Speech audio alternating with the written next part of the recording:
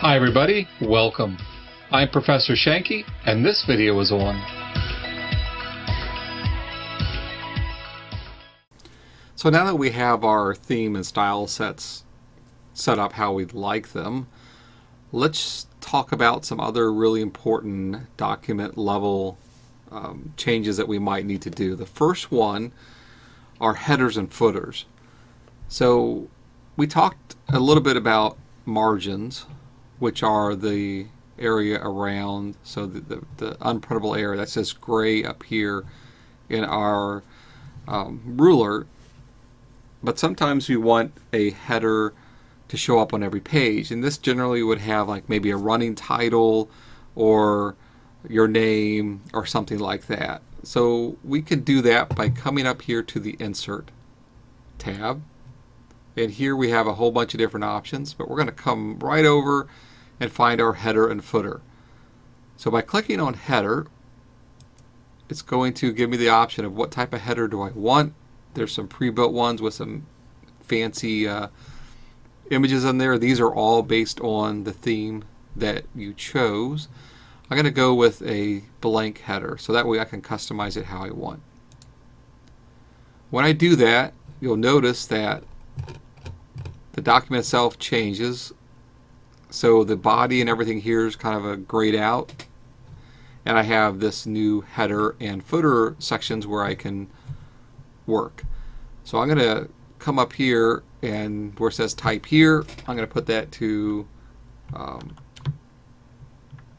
Introduction to Leadership in Our Organization. So that's a title. And down here in the footer, generally what we'll see down here are things such as dates or page numbers or things like that. So I can add those as well.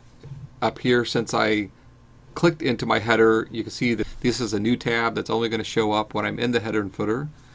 And I have a design tab. So here I can swap back and forth, but here I have this really awesome page number. So if I click on here, where do I want the page number? Top, bottom?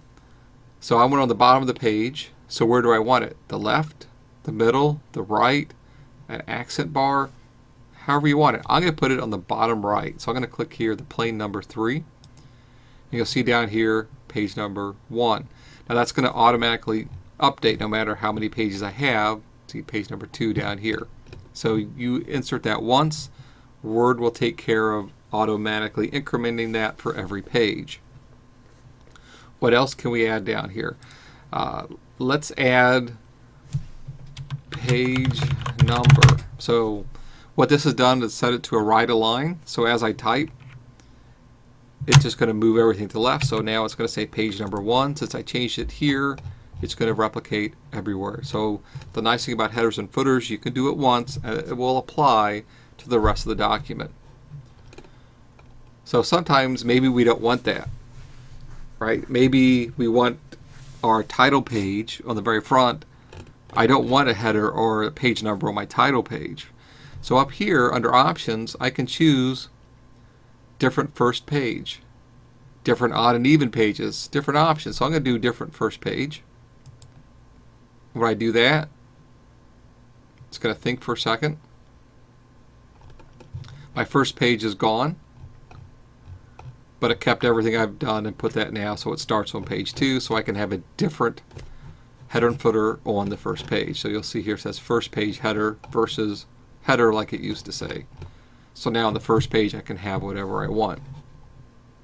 Some other options I can change are how far from the top of the page and the bottom. The default's 1/2 inch, and that's standard for most printers. You want to be really careful. If you make that 0.25 or really close to the top of the page, some printers cannot print that close to the edge of the paper.